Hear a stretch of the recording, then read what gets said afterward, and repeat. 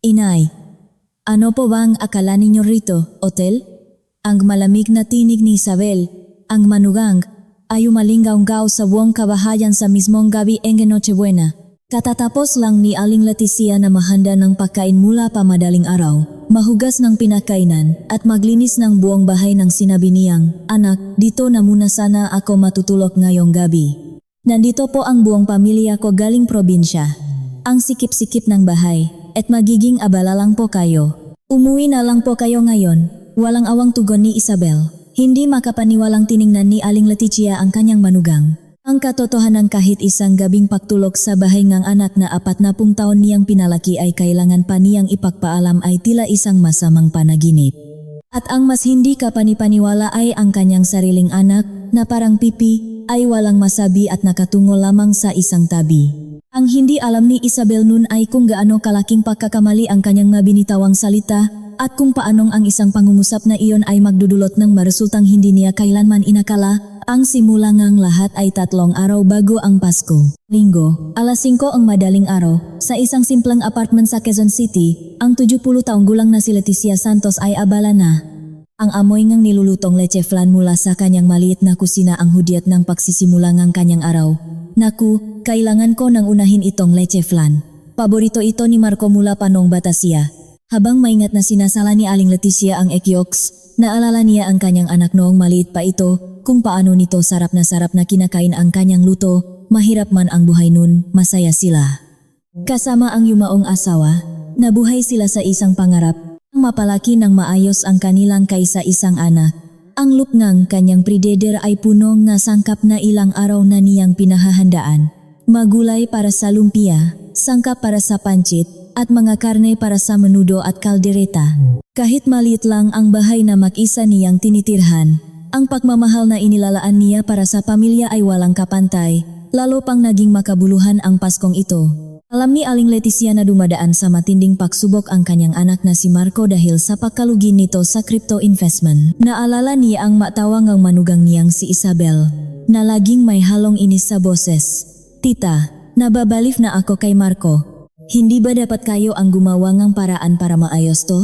Sa totoo lang, hindi talaga sila makasundo ng kanyang manugang. Ikinahihiya ni Isabel sa mga kaibigan niya na ang biyenan niya ay isang amak na room at tondong utagalinis lang sa isang hotel. Dahil dito, lumayo rin ang loob ni Marco sa kanya. Tuwing may okasyon na lang tulad ng Pasko niya nakakasama ang anak, kaya't ito ang pinakamahalagang panahon sa buong taon para kay Aling Leticia. Kaya ngayong Pasko, gusto niyang maghanda ng masasarap na pagkain para maging aliw sa kanyang pamilya.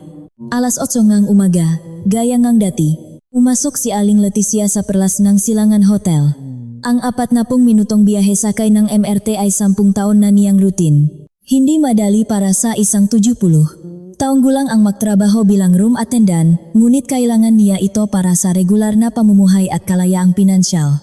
"Leti, ang aga mo na naman." Batingang 68 taong gulang niyang kasamahan na si Elena Cruz sa Employees Lounge. Nauna si Elena ngang 2 taon sa kanya at sila ang naging sandigan ng isa't isa dahil pareho silang maagang nabiyuda.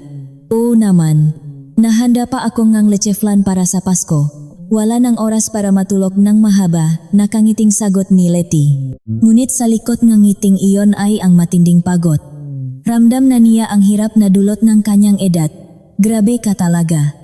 Kung ako yan, order na lang ako sa GrabFood," pahanga ni Elena. Ngunit para kay Leti, hindi niya iyon magagawa. Bukod sa nakasanayan na niyang maging masipag, ang pagmamahal niya sa anak ang pinakaugat ng lahat. Nagtungo na sila sa kani-kanilang nakatakdang palapag.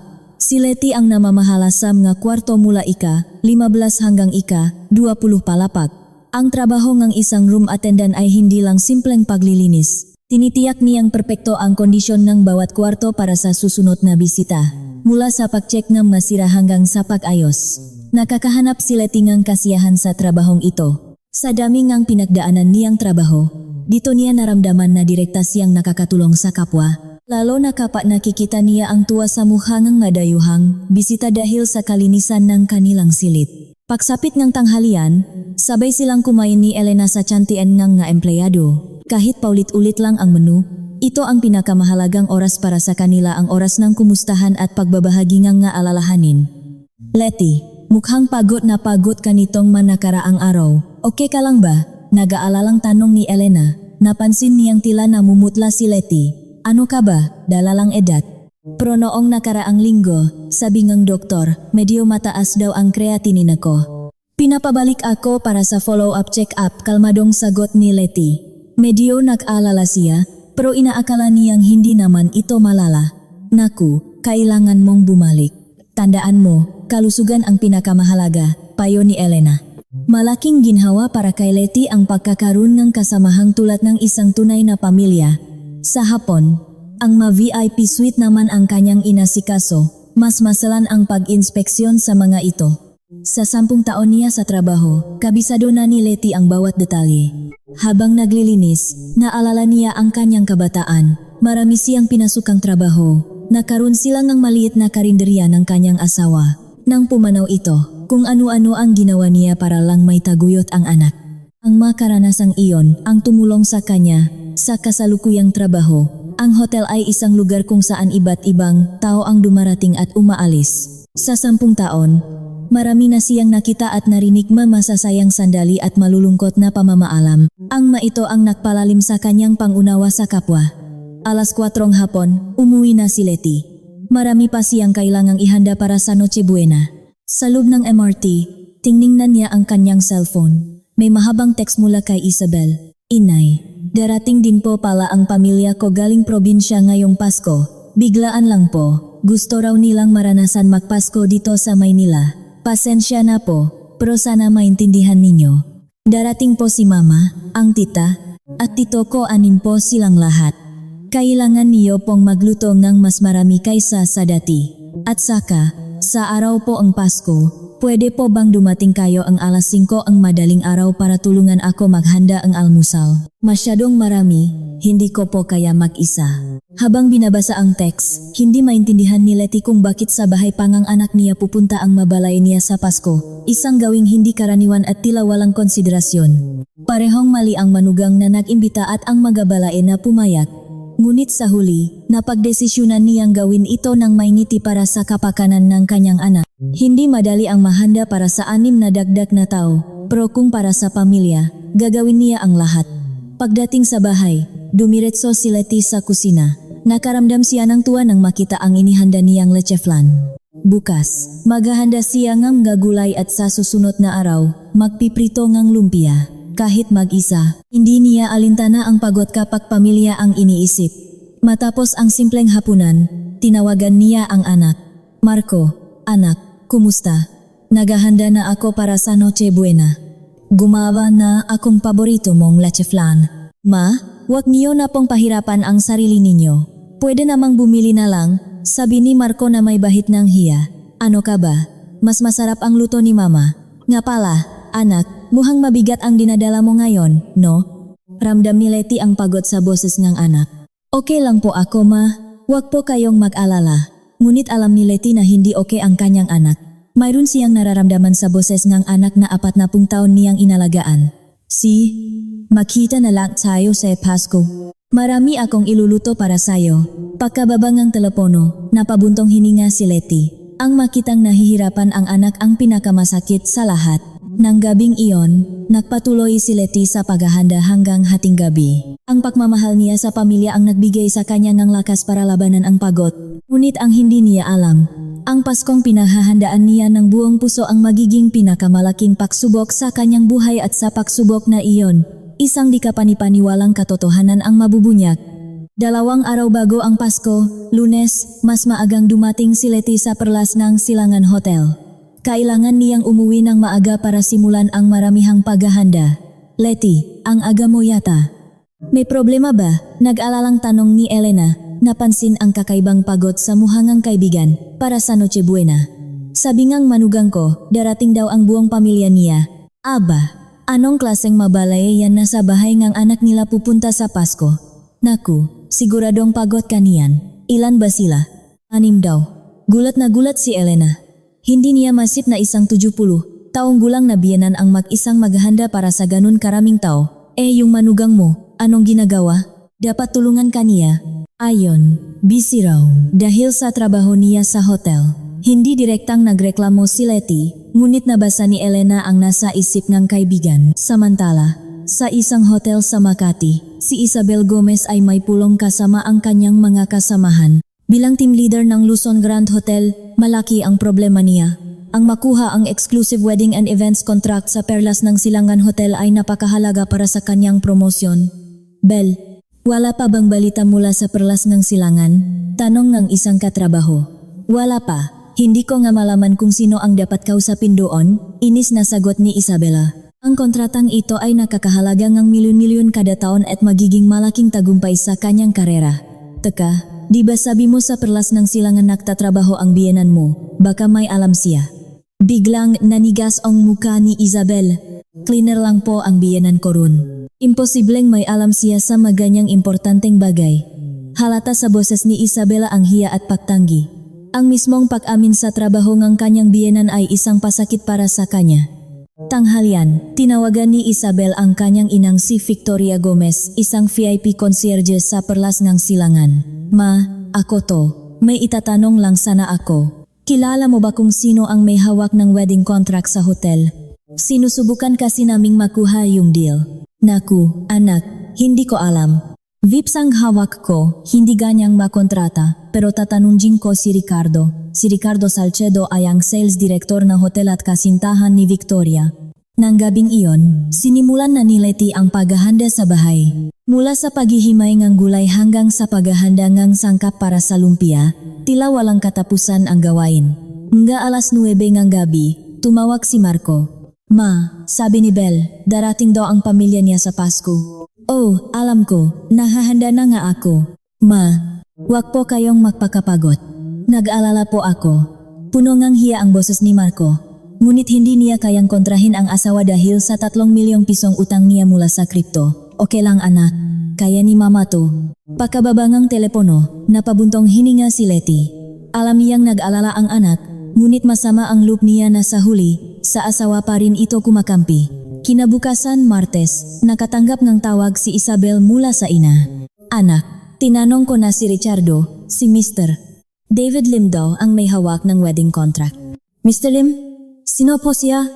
Executive assistant to the chairman daw, napakastrikto raw at mahirap kausapin, nabuhayan ng loop si Isabel. Sa wakas, mailit na siya. Ma, baka pwede niyo pong pakiusapan si Mr. Salcedo na tulungan ako. Sige anak, susubukan ko. Samantala, sa Perlas ng Silangan, patuloy sa paglilinis si Letty. Ngunit dahil sa ilang araw ng pagod, hindi na gaanong maganda ang kanyang pakiramdam. Letty, ang putla-putla mo, dapat magpatingin ka na sa doktor, sabi ni Elena. Okay lang ako, pagod lang siguro to sa paghahanda. Ngunit si Letty mismo ay nakakaramdam ng kakaiba. Nag-iba ang kulay ang kanyang ihi at madalas siyang manas. Bumalik sa isip niya ang sinabi ng doktor tungkol sa mataas niyang creatinine. Nang gabing iyon, tinawagan ni Isabel ang kanyang biyenan. Inay, kamusta na po ang paghahanda? Mayos naman. Nga po pala, Inay, may kilala po ba kayong Mr. Lim sa hotel? David Lim po? Puno ng pag-asa ang boses ni Isabel. Lim? Naku, hindi ko yata kilala. Mukhang mataas ang posisyon. Paano ko naman makikilala ang mabos, Aber? Isa lang akong hama na room attendant dito, walang emosyong sagot ni Letty. Ngunit sa luplup niya, naramdaman niyang ginagamit lang siya ng manugang. Ah, sige po, nagtatanong lang. Ay, Inay, pakiasikaso na lang po ng maayos yung pakain bukas, ha? Si mama po, hindi kumakain ng maalat, kaya pakihinaan ang asin sa gulay. Si tita naman po, ayaw ng mamantika, kaya pakonti lang ang mantika sa lumpia at dapat malutong. Si tito naman po, hindi kumakain ng maanghang, kaya pakihiwalay po ang sasawan. Medyo masalan po kasi ang pamilya ko, pero tiwala po ako sa inyo. Sige po, bukas na lang. Pagkababa ng telepono, matagal na nakatitik si Letty sa kanyang cellphone. Parang may bumara sa kanyang dibdib. Ang panlasangang pamilya niya, kabisado niya. Pero ang panlasa ko, kailanman hindi niya tinanong. 5 taon na silang magkasama at lahat ng maliliit at malalaking pangmamaliit ay bumalik sa kanyang alaala. Bukod sa paghahanda para sa 6 na tao, kailangan pa niyang i-customize ang bawat putahe. Ano na lang ako nito, utusan? Ngunit sa mga mata ni Letty, hindi lang lungkot ang makikita. Mayroon ding tahimik na galit na matagal nang naipon. Sige lang, darating din ang araw ng paniningil, bulong niya sa sarili. Sa kanyang mamata ay may kakaibang lalim na tanging mataong nagtagumpay sa buhay ang mayroon isang pananaw na tila nakikita ang lahat mula sa itaas, na ang kasalukuyang sitwasyon ay isang maliit na kabanata lamang sa mahabang aklat ng buhay. Ang bumaksak na pag-asa ni Isabel ay kaparehong nararamdaman niya. Sabi ko na nga ba, walang alam ang isang hamak na tagalinis. Bisperas na Pasko Miyerkules, halos magdamag na naghanda ng pagkain si Letty. Leche flan, iba't ibang uri ng gulay, lumpia, kaldereta sapat para sa 8 tao, ngunit ang pagod sa kanyang katawan ay sukdulan na. Letty, ang sama na talaga ng itsura mo. Pagkatapos ng Pasko, magpa-check up ka na, sabi ni Elena sa tanghalian. Oh, alam mo, nanaginip ako. Nagpakita raw ang yumaong asawa ko at sinabing, Letty, may malaking mangyayari, mahanda ka. Kinilabutan si Elena. Kalimutan mo na, yang panaginip na yan. Ngunit hindi mayalis ni Letty ang masamang kutob. Bukas, araw na ang Pasko. Ang pinakahihintay niyang araw kasama ang anak. Ngunit bakit tila ang bigat-bigat ng kanyang dibdib? Nang gabing iyon, huling sinuri ni Letty ang mga inihanda niyang pagkain. Puno ito ng pagmamahal. Ang hindi niya alam, ang mapakain ito ang magiging simbolo ng pinakamalaking pagbabago sa kanyang buhay. Sa wakas, sumapit ang araw ng Pasko. Alas 4:30 ang madaling araw, bumangon si Letty para mahanda. Kailangan niyang makarating sa bahay nga bago mag-alas 5, gaya ng utos ng manugang. Nagpabuk siya nga lalamufe para dalhin ang sandamakmak na pagkain. Habang nasa biyahe, makahalo ang kaba at pananabik sa kanyang puso. Eksaktong alas 5, binuksan ni Letty ang pinto ng bahay na anak. Tahimik pa ang lahat. Ma, andiyan na po pala kayo, sabi ni Isabel na nakapajama, magulo ang buhok at bakas ang inis sa muha. O, para makapagsimula na ako. Sige po, pakibilisan na lang po. Darating ang pamilya ko en alas 10, walang bati, puro utos. 5 oras para mahanda ng almusal para sa 8 tao. Napabuntong hininga si Letty, ngunit tiniis niya. Tulog pa ba si Marco? Opo, pagod yun sa stress. Pumasok na ulit si Isabel sa kwarto, naiwan si Letty sa sala. Para sa anak, tiniis niya ang lahat. Sinimula na niyang ihanda ang pagkain. Maingat na sinunot ang bawat bilin ni Isabel. Mag-aalas 7, lumabas si Marco. Ma, kanina pa po kayo. Ang aga niyo naman. Okay lang anak, marami kasing gagawin. Naawa si Marco sa ina. Ngunit hindi siya makapagsalita dahil baka magising ang asawa. Ma, tulungan ko na po kayo. Huwag na, mahilamos ka na lang doon. Alas 11, dumating ang pamilya ni Isabel, ang kanyang inang si Victoria, nga tita at tito. Good morning po, tita, bati ni Victoria, ngunit ang mamata nito ay tila sinusuri si Letty mula ulo hanggang paa. Ikinukumpara ang sarili isang eleganteng VIP concierge sa isang hamak na room attendant. Nang magtanghalian, napuno ang mesa ngang mainihanda ni Letty. Ngunit ang reaksyon nege pamilya ni Isabella ay kabaliktaran nege inaasahan. Belle, parang medyo malat itong kulay. Reklamo ni Titania. Ma, di ba sinabi ko pong hinaan ang alat? Sita, ni Isabel sa bieno. Masama ang look ni Letty dahil sinadya na niyang bawasan ang asin. Tumingin siya kay Marco, ngunit umiwas lang ito ng tingin. Naalala niya ang sinabi ng anak nun, Ma, mahal na mahal ko po si Belle. Mabait po siya at matalino. Sana po magustuhan niyo rin siya. Dahil dito, tiniis niya ulit. Parang masyadong mamantika itong lumpia, sabi naman ng tito niya. Halos walang mantika na ang ginamit ni Letty, pero nagtimpi pa rin siya. Belle, sa susunod, sabihan mo si tita na ayusin ang luto. Bulong ni Victoria sa anak, sapat na para marinig ni Letty. Ang masalitang iyon, mula sa isang ina rin, ay hindi ka panipaniwala. Nagsimulang umakyat ang galit sa dibdib ni Letty. Pagkatapos kumain, siyempre, si Letty ang nahugas ng lahat. Ma, kayo na po bahala sa hugasin. Makikipagkwentuhan lang po ako sa pamilya ko, sabi ni Isabel at umalis. Sa hapon, nagsimula namang maglibot sa bahay ang pamilya ni Isabel at magbigay ng puna. Belle, ang liit palang tsondo mo, no? Isa lang ang banyo? Ang hirap niyan pag marami kayo. Pakiramdam ni Letty ay isa siyang malaking abala. Gabi, nagsimulang magmazong ang pamilya ni Isabel sa sala. Bel, magbalat ka ng prutas, utos ni Victoria. Si mama na ang gagawa niyan. Ma, tawag ni Isabel. Pakidala pong prutas. Muling tumayo si Letty. Ma, pakitimpla na rin pong tasaa. Ma, pakikuha pang chips. Walang tigil ang utos. Pakiramdam ni Letty ay isa siyang katulong. Alas 9 na ng gabi nang matapos ang lahat. Ni isang beses ay hindi nakaupo si Letty. Masakit ang buong katawan niya. Alas 10, nilapitan niya si Isabel. Bel, anak, dito na muna sana ako matutulog. Nanigas ang muka ni Isabel. Po, ano po? Gabi na.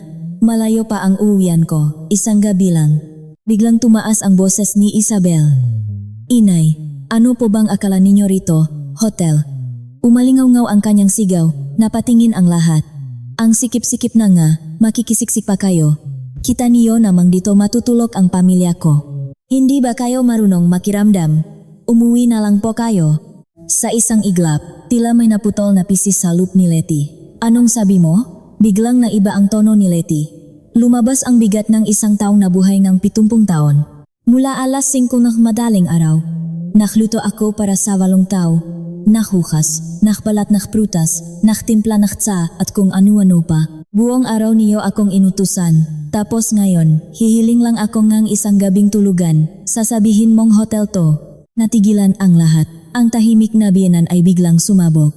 Tama ka. Nagtatrabaho ako sa hotel. Pero kahit sa hotel, hindi kami tinatratong ganyan. May respeto pa rin kami sa mabisita. Nag-apoy ang nga mata ni Letty. Nagulat si Isabel ngunit sumagot. Ano ba tong ginagawa ninyo? Wala kayong modo. Tagalinis lang kayo sa hotel. Kung sino kayong makasigaw. Modo? Kayo ba? May modo?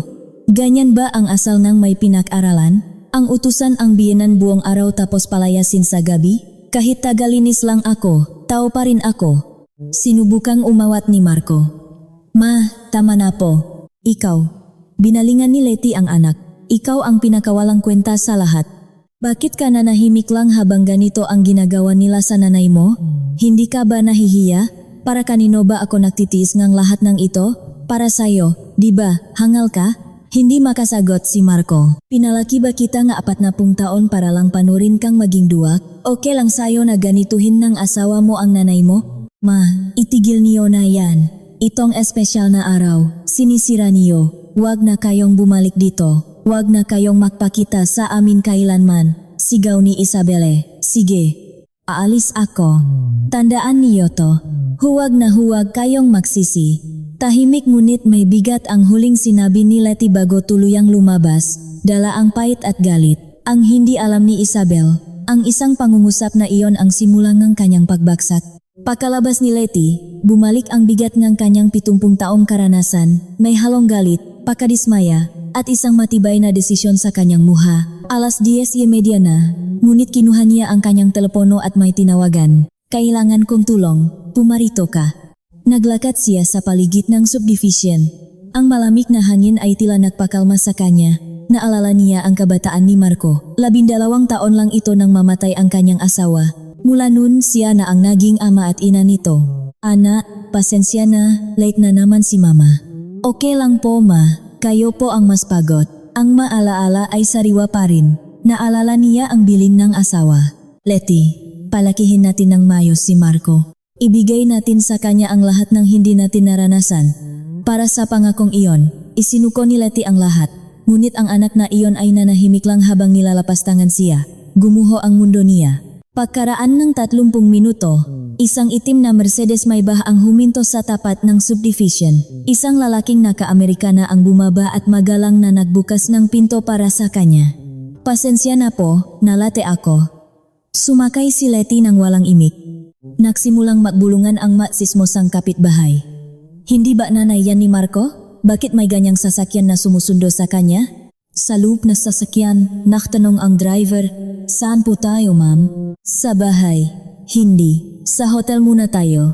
Pagdating sa perlas ng silangan, hindi siya sa employees entrance dumaan, kundi sa VIP elevator. Umakyat siya sa ika, 38 palapag, sa penthouse lounge na para lang sa ma-VIP. Tahimik niyang pinagmasdan ang mailaw ngang kamay nilaan mula sa bintana. Pinoproseso ang lahat ng nangyari. Pagkalipas ng isang oras, nagpahatid na siya pauwi. Pagdating sa kanyang maliit na apartment, napaupo siya sa sofa, ramdam ang bigat ng buong araw. Saan ba ako nakakamali? Ngunit kahit anong isip niya, wala siyang makitang dahilan para tratuhin ng ganun. Ang pagkakamali niya siguro ay ang sobrang pagtitiis. Hating gabi na, ngunit hindi siya makatulog. Laging bumabalik sa isip niya ang nangyari, lalo na ang kaduwagan ni Marco. 2:00 ng madaling araw. Bigla siyang nakaramdam ng paninikip ng dibdib at hirap sa pahinga. Nahihilo siya. Bumalik na naman ang sintomas na ito. Naalala niya ang sinabi ng doktor, ngunit ipinagsawalang bahala niya ito. Stress lang tsup. Kinabukasan, masama ang gising niya. Namamaga ang kanyang muha, lalo na ang paligid ng mata at manggakasukasuan. Pumasok pa rin siya sa trabaho, sa MRT, patuloy ang pagkahilo niya. Pagdating sa hotel, nagulat si Elena. Letty, anong nangyari sa iyo? Ang manas mo. Napagod lang siguro ako kahapon. Hindi, Letty. Hindi ito simpleng pagod. Kailangan mong magpa-doktor. Mamayang tanghali na lang. Hindi, ngayon na. Ang sama ng kulay mo. Sa pamimilit ni Elena, nagpunta si Letty sa ospital. Ang resulta ng emergency test ay nakakagulat. Ginang Santos, bumagsak po ng husto ang kidney function ninyo. Ito po ay acute kidney failure, sabi ng doktor. Gaano po yan kalala? Kailangan niyo pong ma-admit agad para sa dialysis.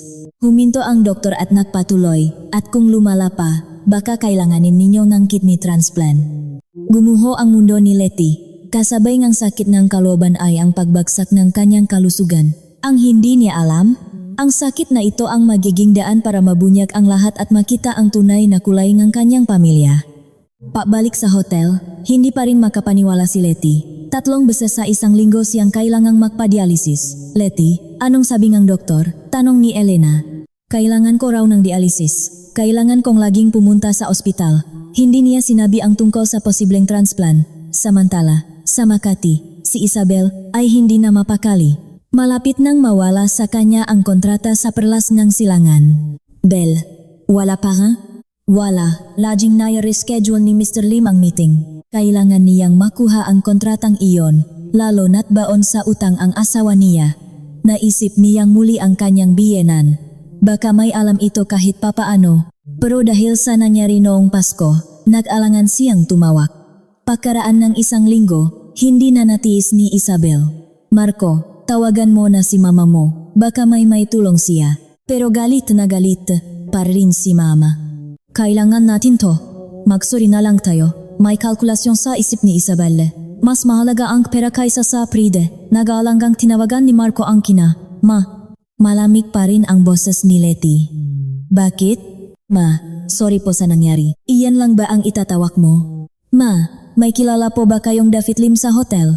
Natahimik si Letty. Si David ang kanyang executive assistant. Bakit alam ng anak niya ang pangalang iyon? Bakit mo natanong? Kasi po, kailangan siyang makausap ni Belle para sa trabaho niya. Naintindihan na ni Letty ang lahat. Naku, hindi ko kilala ang nga boss dun. Pero baka po, Marco, bago ka humingi ng pabor, hindi ba't may dapat ka munang gawin? Alam ni Marco ang ibig sabihin ng ina. Ma, sorry po talaga. Hayaan mo na. Ma, pwede po ba tayong makita? Pag-isipan ko, pakababa ng telepono, halo-halong emosyon ang naramdaman ni Letty. Lumala ng lumala ang kondisyon ni Letty. Ang dialysis ay hindi sapat. Laging binabanggit ng doktor ang transplant. Ang hindi alam ni na Marco at Isabel, ang inang minamaliit nila ay may malubang karamdaman at isang mas malaking pagsubok ang paparating. Isang buwan ng dialysis, pero palala pa rin ang kondisyon ni Letty. Sa pamimilit ni Elena, nagpa-comprehensive check-up siya sa isang malaking ospital. Ang resulta, Mrs. Santos, chronic kidney failure na po ito. Hindi na sapat ang dialysis. Kailangan niyo na po ng kidney transplant.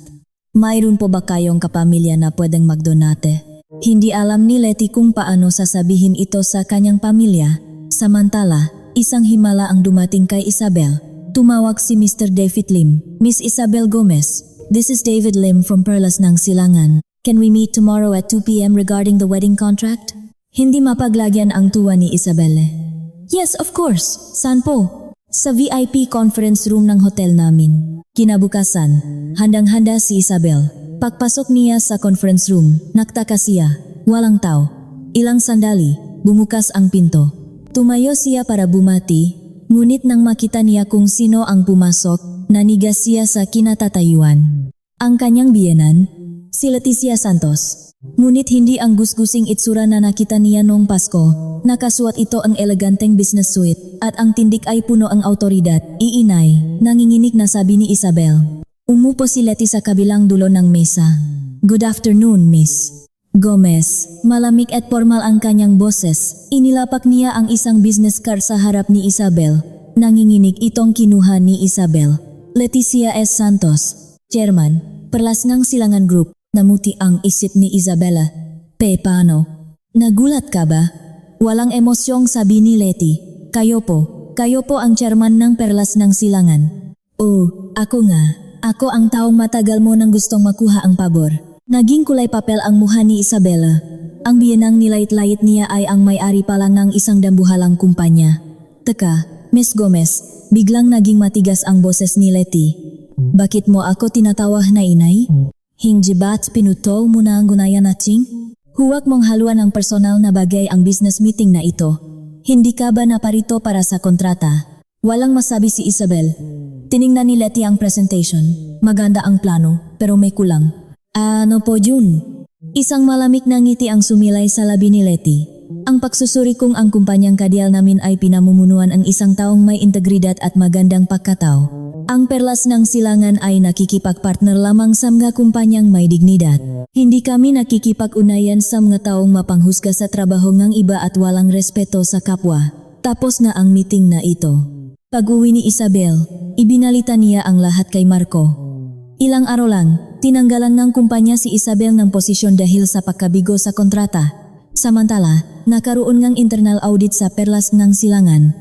Napatunayan ang korupsyon nina Victoria Gomez at Ricardo Salcedo. Tinanggal sa trabaho si Victoria at inilipat sa probinsya si Ricardo. Bele, tinanggal ako sa trabaho.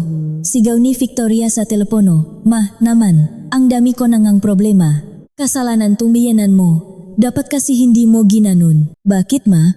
Tumulong ka ba? Kumain ka lang din naman. Nakway ang mag-ina, parehong desperado.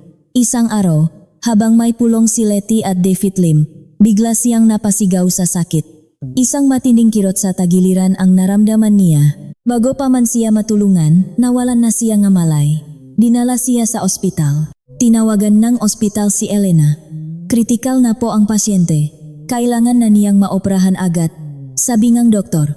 Hindi na nagdalawang isip si Elena.